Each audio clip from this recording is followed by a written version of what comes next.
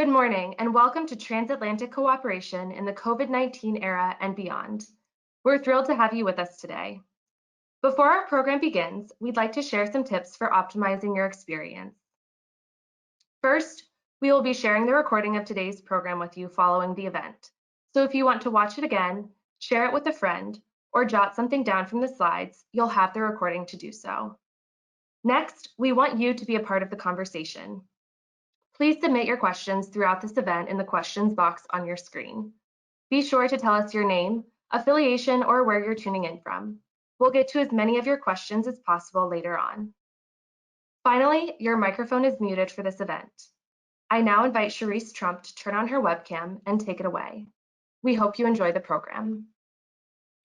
Well, good morning, everyone. Thank you for joining us. I'm Cherise Trump, the Associate Director of Coalition Relations here at the Heritage Foundation. I'm looking forward to a great discussion on the importance of the transatlantic cooperation in the time of COVID and beyond with the Dutch Minister of Foreign Affairs and Stef Blok and Heritage's Niall Gardner. I would like to now invite Niall and Minister Blok to turn on their cameras. Before I have Niall start us off and introduce Minister Blok, I would like to provide a brief introduction for Niall himself. In addition to being Director of Heritage's Margaret Thatcher Center for Freedom, Niall is a leading authority on Brexit and is a prominent expert on US-British relations, US foreign policy, and the Transatlantic Alliance. In fact, before joining Heritage, he served as foreign policy aide to Lady Thatcher, and his work for Lady Thatcher helped shape her foreign policy vision. I'm sure you've seen him either testifying before Congress on foreign policy issues or providing analysis for various US and international television networks. So with that, I'll hand it over to Niall. Thank you very much, Cherise, and good morning to everyone. It's my great pleasure to introduce Stef Blok, the Foreign Minister of the Netherlands. The Netherlands is a key US ally in Europe, and relations between our two nations stretch back to 1782.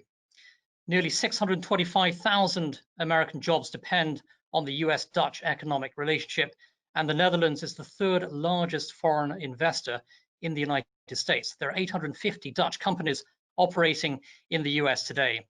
On the world stage, American and Dutch forces stand shoulder to shoulder together within the NATO alliance, and the security partnership between Washington and The Hague is strong and robust. Stef Blok has served as Dutch Foreign Minister since March 2018 and was previously Minister of Security and Justice and Minister for Housing and the Central Government sector. Mr. Blok was a member of the House of Representatives for the People's Party for Freedom and Democracy for over a decade and was also his party's parliamentary leader from 2010 to 2012. He is a prominent voice on transatlantic issues and a key friend of the United States across the Atlantic. I would now like to invite Mr. Blok to deliver his remarks on transatlantic cooperation in the COVID-19 era and beyond. Thank you. Thank you, Niall, for your kind introduction.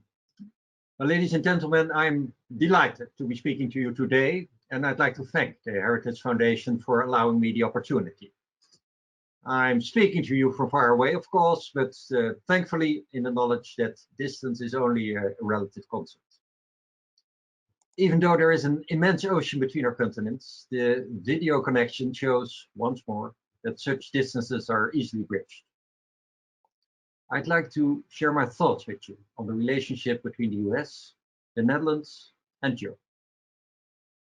And I'll get right to the point. Preserving a successful transatlantic community is a vital US interest.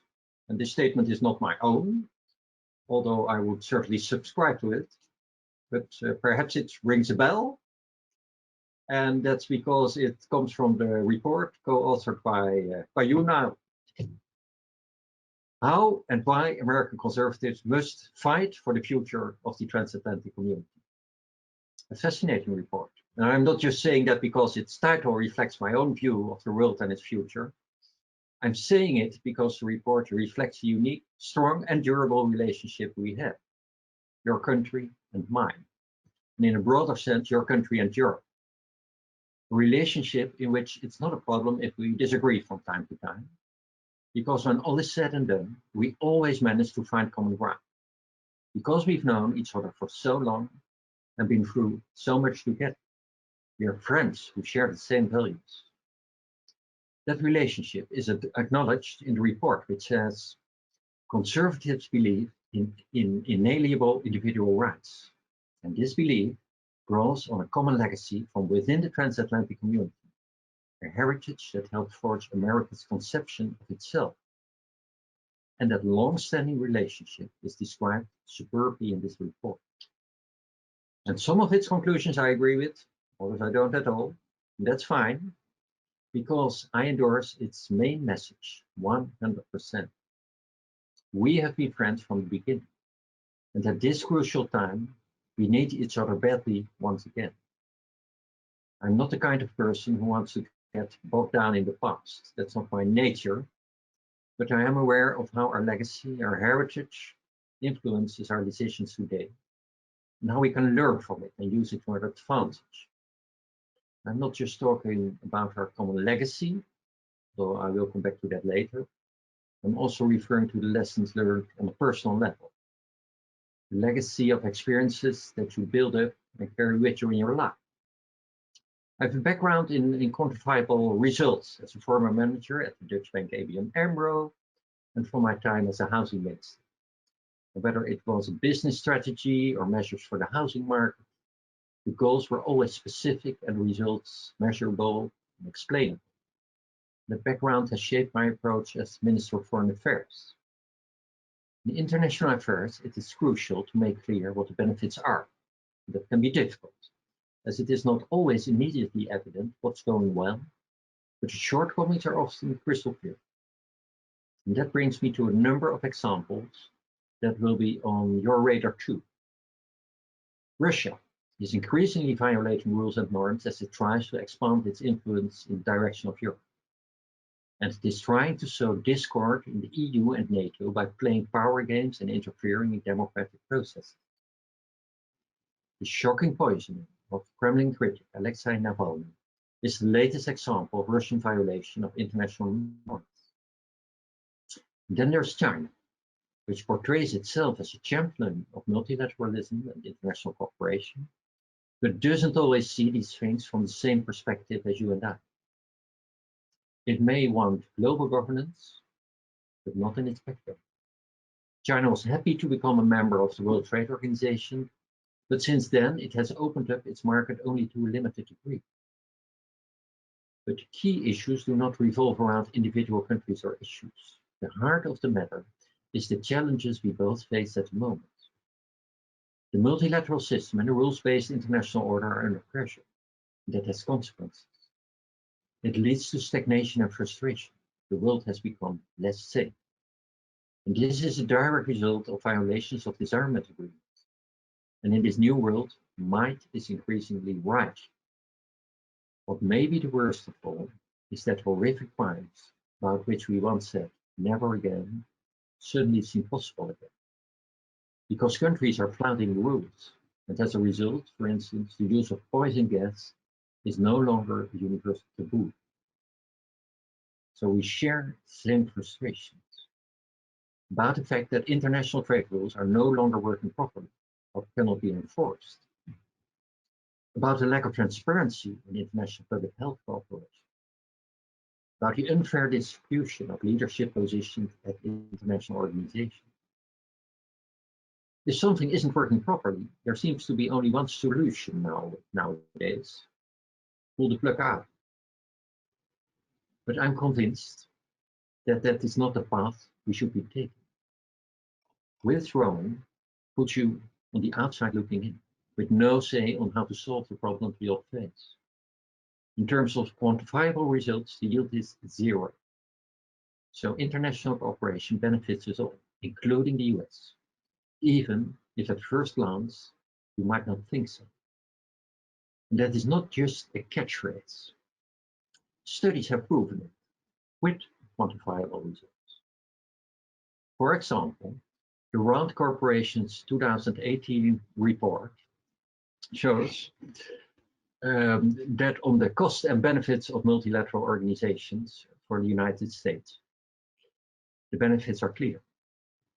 Allow me to mention the report's 5 conclusions. The post-war order offers significant value to US interests and objectives, specifically in quantifiable and return on investment terms. The order contributes to outcomes with measurable value and appears to have strongly positive cost-benefit value. The post-war order represents a leading US competitive advantage. And if the United States want to continue to lead globally, some form of order is vital. And finally, a functioning multilateral order will be essential to deal with emerging security and economic issues. These conclusions are underpinned by figures. The annual costs of the United States global role are estimated at $160 to $260 billion. This includes contributions to international organizations, diplomatic budget, and foreign assistance. The economic benefits are significant. Post-war tariff reductions lead to a 2 to 5% difference in GDP growth rate and more than 300,000 extra jobs. And the report cites more figures. In the post-war era, global per capita GDP has increased from $2,000 to over $10,000. But in the US, it grew from $15,000 to over $50,000. This jump can be attributed to many factors, but it would never have happened without the institutions, rules and norms that make our world order. And then there is the US participation in security alliances, which generates $490 billion a year in GDP. The report also discusses how a weakened multilateral order would, in a crisis, come at a price that would vastly overshadow the cost of the US contribution to international organizations, such as UN dues and IMF contributions. I could go on. These figures show that it is worth every dime to maintain and reform the system we've built since World War II. We need that system. That is not a conservative opinion nor a liberal one. It is common sense, backed up by research. And in that system, we need each other, Europe and America, the Netherlands and America, because we share the same democratic values, our heritage, because we have similar views on what fair trade means, and especially because our shared values and views are facing stiff competition on the world stage. It is our open model versus the closed model that some other countries have, which allows them to profit from our open economies while limiting access to their own markets.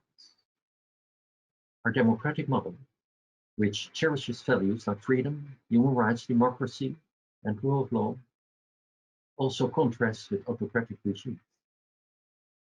These autocratic systems, which do not embrace the same values, are being presented as alternatives to ours. For many years, we could take our way of life and our values for granted, but no longer. So now we need to join forces so that future generations can continue to say, this is our heritage. This is what we stand for and what binds us together. Our strength lies in unity. And this, too, is more than a catchphrase. We can measure the value of our combined strength in numbers. Together, the European Union and the United States account for almost half of the global GDP.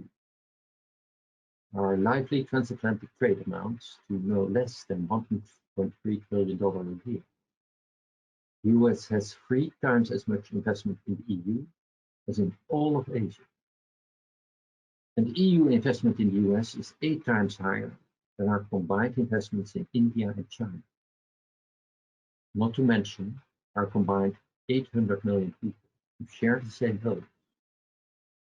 And the Netherlands may not only be a dot on the world map, but we are also, as you mentioned now, among the top 5 investors in the US. More than 800 Dutch companies do business in your country. And our trade and investment generate more than 800,000 US jobs. And if it's up to us, this will grow to be 1 million jobs. Moreover, the Netherlands is the world's 2nd largest agriculture exporter, second only to the US. Today, the coronavirus crisis is showing precisely how advantageous our relationship is for both of us. We are helping each other ensure the safety of our people. For example, many American and Dutch cruise ship tourists were safely brought to shore and taken home when these luxury liners turned into floating prisons. We are helping each other limit the damage to our economy. And, miracle of miracles, we've succeeded in keeping the disruption to our trade flows to a minimum.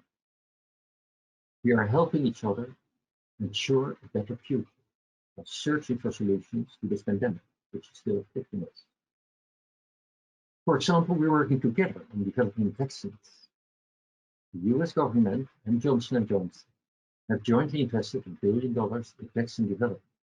Almost half of this money is going to Johnson & Johnson's subsidiary Janssen, which is based in Leiden in the Netherlands. We have been friends from the beginning, and now we're helping each other at this crucial 0 hour. This moment is crucial because Corona is proving catalyst in some key trends, because we are seeing an explosive increase in disinformation, because face masks are being used as tools of public diplomacy, and because our dependence on other countries for strategic goods is becoming painfully clear. So now is the time to engage jointly in dialogue with like-minded countries to preserve our open economies. And now is the time to work together to safeguard our interests and defend our positions. The more we work together, the sooner our closely linked economies will recover from this crisis. And the more we work together, the more we can set the tone for health standards and consumer safety, so we can shape a world we believe in and benefit from. A coordinated response will be much more effective in imposing and enforcing strict rules. And it calls for leadership from the US, from United Europe, together as equal partners. This is the only way we can safeguard our economic and other interests. And differences of opinion come with the territory.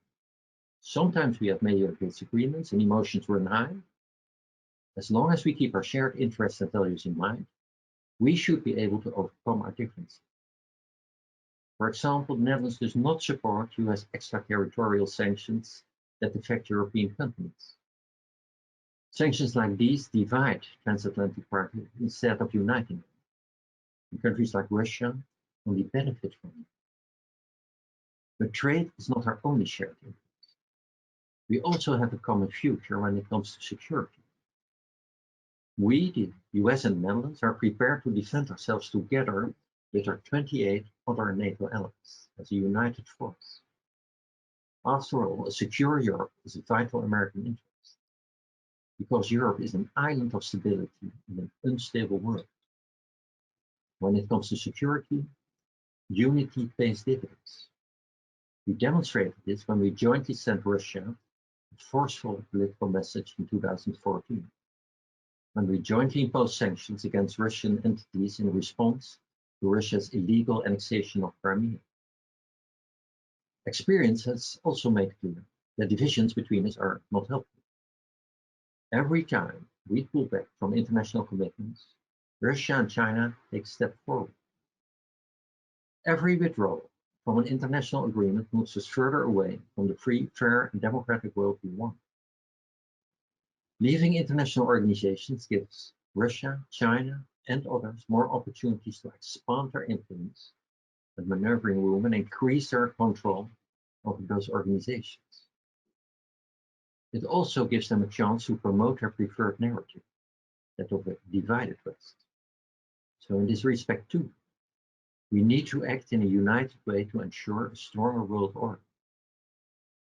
Based on the treaty structure we built after World War II, so as to ensure that the Third World War with total destruction would never take place. And in this connection, I would like to compliment the US on the first round of talks you just had with Russia in the New START Treaty. We fully support the American call to involve China in this process as well, and I recently discussed this myself with the Chinese. But we shouldn't throw the baby out with the bathwater. The same lesson applies here that I mentioned earlier. If the US pulls back, other countries will push forward. And that makes the world's foundations even shakier. It's clear to me that our analysis of today's global problems overlap considerably. However, sharing a well-thought-out analysis will not in itself solve our problems. Unity in action will, as equal partners. We need to act in concert and enhance our strategic resilience. That's the only way for us to hold onto our economic head start. We also have to be tough in tackling unfair competition and government subsidies and enforce a level economic playing field. We have to stand firm for democracy, human rights in the world. And we have to preserve what we work together to build. When countries try to undermine international partnerships from within, we need to work from within to make organizations like the UN stronger. Reforms are hard, but they are possible. We saw this last year when, at an extraordinary Congress of the Universal Postal Union, we managed to reach a compromise on the system of remuneration rates. The rates are still lopsided, but they can only be fixed by working from within, together with you. After all, you can only make a change from within, not from the bleachers. A baseball player who hits his team because he doesn't like the way his teammates are playing is just going to sit there helplessly, grinding his teeth. And if he decides to start a new league, his chances of success are going to be slim, since hardly anyone is likely to join him. I agree with what Babe Ruth said. The way a team plays as a whole determines its success. You may have the greatest bunch of individual stars in the world, but if they don't play together, the club won't be worth the time. And that's actually also my message to you today. Let's play ball from both sides of the Atlantic together. Thank you. Thank you very much for your excellent, very timely remarks, Foreign Minister. And certainly there is much that unites the United States and its European allies on so many issues. I think the issues that unite us are greater than the issues that divide us. And so I thank you very much for your remarks, and also for your very kind words about the Heritage Foundation's paper calling for transatlantic cooperation in terms of post-COVID-19 economic recovery. And I'd now like to ask you a few questions, including some from our audience. And you mentioned in your speech the need for the United States and for Europe to do more in terms of standing up to both Russia and China. And so a couple of follow-up questions on this area, starting with China. Attitudes towards China have hardened across Europe, actually, since the outbreak of COVID-19 and China's suppression of freedom in Hong Kong. One area that has come under increased scrutiny recently is Chinese investment in Europe, particularly stakes and acquisitions in high-tech companies and strategic infrastructure. Is this something your government is concerned about in the Netherlands? And what more should the United States and its European allies be doing to challenge China on the world stage? That's a very relevant question. Actually, the risk of both economic dependency and the threat of industrial espionage, intellectual property, was on the agenda in the Netherlands also before the pandemic broke out. And that was because our business community, but also the public reports of our intelligence agency made clear that there are reasons to worry about that. So we engaged with our business community, civil society, with the dual message that we believe it is in our interest to engage with China. China has 1.4 billion inhabitants, tremendous economic development, is on a number of fields willing to cooperate, but at the same time, a player that gives reasons for worry and criticism. There we have to be clear towards China. Chinese minister visited us in the Netherlands 2 weeks ago, and a number of other European countries. And I was very glad that our common message was, we want to continue to engage with China. We want our businesses, our universities to do business with you, but you have to make it possible. Because if they should be worried about intellectual property, or if they have to explain to the public at home or to their customers that their products may be produced in Xinjiang with people that are, as a matter of fact, enslaved laborers, they can and will not do business with. But if we can engage in stepping together forward to a fair business playing field, where investments are protected, where human rights are respected, then we can, to the benefit of both, work together. And actually, the choice is yours, my dear Chinese colleague. I know that yesterday the message was the same during the summit. It was also a video conference between European leaders and Xi Jinping. And that means we will use this two-pronged approach, willingness to engage and being very critical about what's wrong, warning our business community, our universities, be careful, is for me the logical way forward. Thank you very much, Foreign Minister. And just another China-related question that we have concerning Huawei and 5G, a big transatlantic issue today. And the Trump administration has placed a focus on the importance of secure next-generation telecommunications networks, especially for key US allies.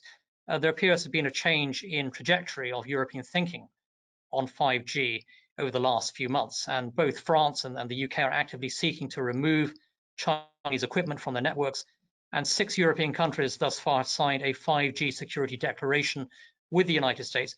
Can you tell us where Dutch thinking is on the question of the future of Huawei and 5G? There again, the discussion in Netherlands started a couple of years ago. Netherlands is one of the main internet nodes on the European continent. And our business and general public are very well connected, which is of course a great benefit, but also makes us vulnerable to cyber threats. With regard to 5G, we introduced a law that obliges telecom operators to ascertain that their providers pose no security risks. So we don't mention countries, we don't mention companies, but we oblige any operator in the Netherlands to ensure that there are no risks. And that's not only a law in writing, that's also an obligation that we control. And that is currently, now the rollout of the 5G equipment is in its upstart phase, is implemented. And basis this law, we actually feel well protected against cyber threats emanating from any country. Thank you, Foreign Minister. And a couple of questions now actually on the Russian front in terms of standing up to the Russian bear. And Russia, of course, remains an immense threat to European security. And Russia, over the past decade, has carried out a number of assassinations and assassination attempts against political dissidents, many on European soil, which in the case of the Salisbury poisoning in 2018 cost the lives of civilians as well. And most recently, as you referenced in your remarks earlier, the Kremlin has been accused of poisoning a Russian opposition leader, Alexei Navalny, using the nerve agent Novichok. Is Europe, in your opinion, doing enough to respond to this campaign of aggression from Moscow, and what more needs to be done? After the Skripal attack, I think Europe showed the resolve needed. We all took diplomatic measures. The same happened at the moment we here in the Netherlands caught 2 Russian spies red-handed at the OPCW headquarters that are located here in The Hague, and they were trying to interfere in their internet network. With regard to both the Russian influence in Belarus and the use of nerve agents towards Navalny, we should proceed carefully, but in a determined way. With regard to the poisoning of Mr. Navalny, the German doctors have made clear that they found traces of forbidden substance. Chemical warfare is forbidden. And the logical way forward for me is to now use the OPCW procedures to establish that it took indeed place and try to find out who was behind it. And then I'm completely open to the measures that should be taken after such a violation of an international treaty. With regard to the situation in Belarus, the European Union has announced that it is planning to apply sanctions towards high-ranking officials that meddled in the unfair elections, that are responsible for violence against innocent protesters. Actually, I'm not satisfied because it takes so long to implement the sanctions, but I will continue to push for sanctions there, because we should make clear that the people of Belarus deserve free and fair elections, and they deserve support from every free country in the world. Thank you for your very robust statements, Foreign Minister. And a further question on Russia regarding Russian election interference. Russia has been aggressively targeting Western elections in a bid to influence outcomes and undermine the public's faith in democratic institutions. The Netherlands will be holding a general election scheduled for March 21st, I believe, next year. What steps are you taking to prepare for cyber attacks and influence operations targeting your elections? We are taking specific measures, but one step back. I firmly believe that as long as you have a diverse media and well-educated people, that is the best protection against any disinformation. I'm very reluctant against any government control in a country that prides itself to be one of the founding countries with regard to free press and freedom of speech. At the same time, you're completely right that we also have our worries and even some experiences of Russian mingling in Dutch media and Dutch political debates. As we have a strong tradition of cyber vigilance, and one EU instrument that I'm actually proud of, we have a sanction system for cyber crime that has recently been used against some Russian nationals and 2 Chinese nationals. It was a combined UK-Dutch initiative. We are also able to sanction persons involved personally, and by blocking their assets in the EU and banning their entry to the EU. Thank you very much. And certainly, this is going to be, a big issue, I think, for Europe in the years to come. And we cannot in any way underestimate the threat that Russia poses to European democracies. And a related question on NATO. NATO is currently in the midst of a period of reflection, and there are different views within the alliance about key issues such as where the alliance's focus should be: Russia, the Mediterranean, terrorism, or China, for example. French President Emmanuel Macron has even remarked that NATO is on its deathbed, as he calls it. What are your views on the future of the NATO alliance, and what needs to be done to strengthen NATO? I am a staunch supporter of NATO. I have no deathbed in sight for NATO. I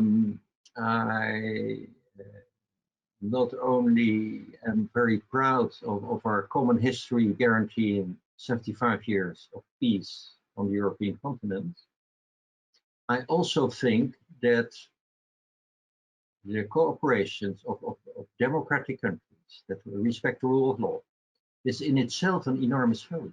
If you look at the world map, how many countries can really say we are democracies, we respect the rule of law?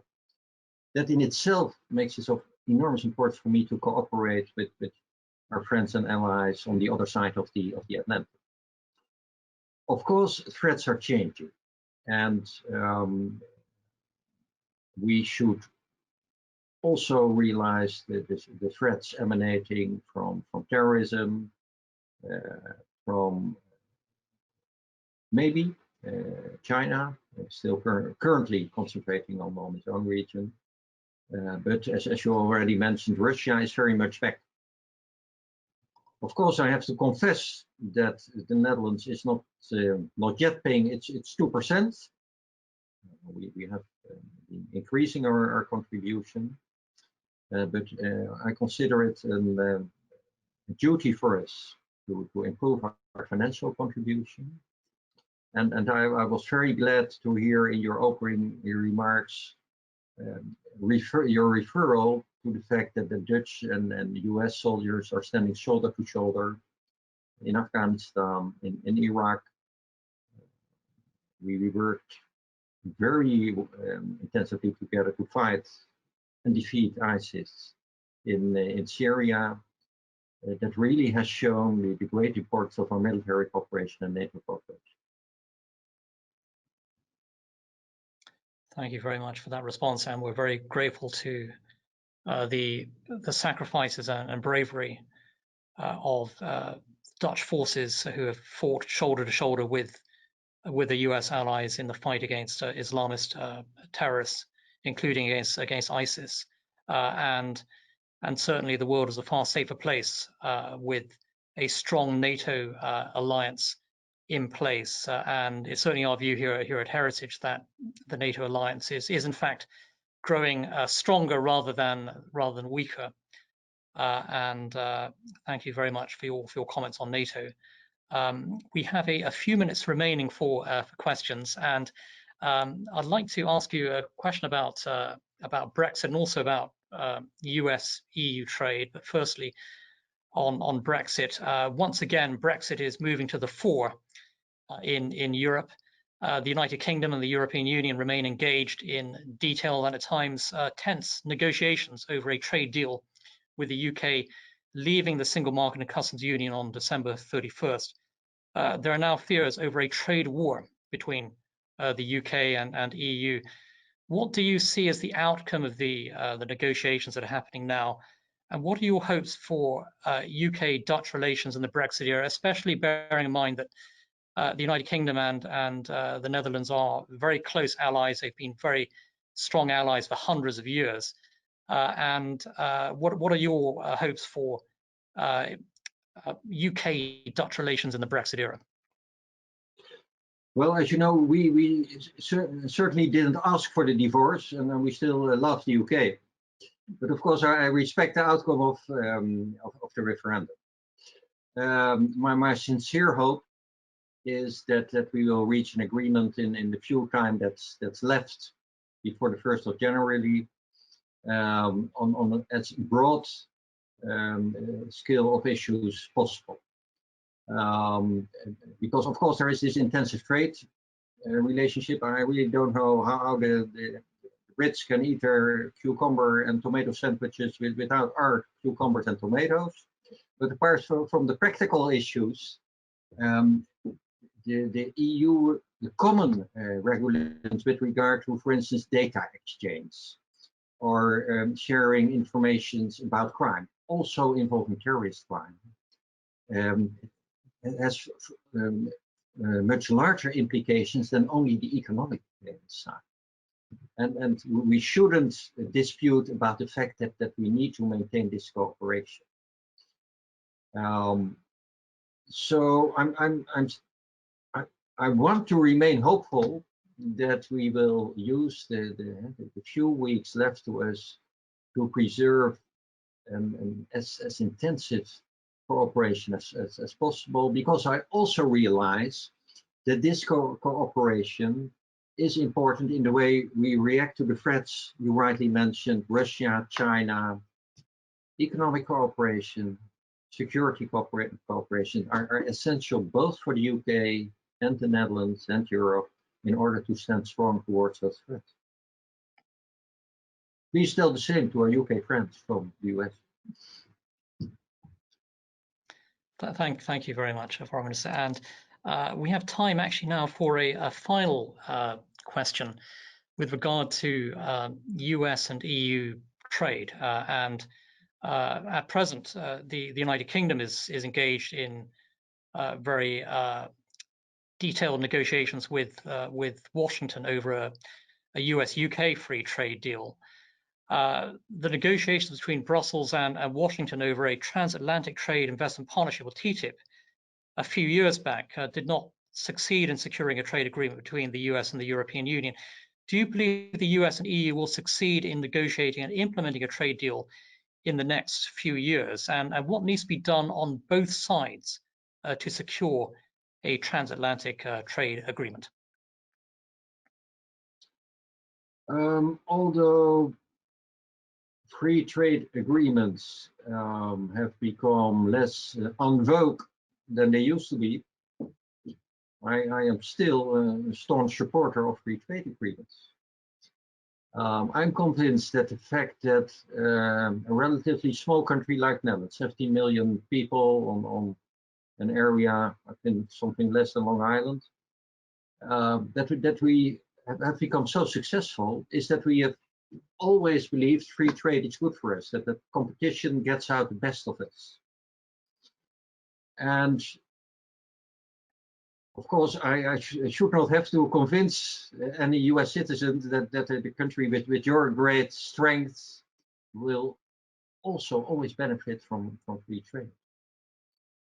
And that it will make us stronger together in the world if we can show that we can agree about free trade agreements. And I know how difficult it is that we both have farmers to convince, that we have consumers to convince, but it is so much part of, again, our common heritage, that we believe in free trade and the benefits of it to all of us, that there again, I really want to continue to push my European colleagues to engage with the US and then keep on working on free trade agreements. Thank you, Foreign Minister, and I think your message is absolutely right, that free trade is such a powerful force for prosperity and freedom on the world stage, and it's in the interest of the United States and our European allies to work together in advancing free trade across the world, and also advancing, of course, economic freedom. And economic freedom is a tremendous driver for economic development and prosperity. And I'd really like to thank you very much, Foreign Minister Stef Blok, for sharing your insights today on transatlantic cooperation in the COVID-19 era and beyond. And I'd like to also thank our audience for joining us for this very important conversation. And I very much hope that we can welcome you, Foreign Minister, here in person at some stage as we move out of the COVID-19 era, hopefully in the coming months. And a big thank you to everybody for joining us today. And I'd also like to mention that immediately following this event, everyone will receive a survey that we hope you will complete so that we can bring ideas that you care about to the public square. We hope to see everyone at our future events, which can be found at heritage.org/events. Thank you to everybody for joining us today. Have a wonderful day and a wonderful week. Thank you.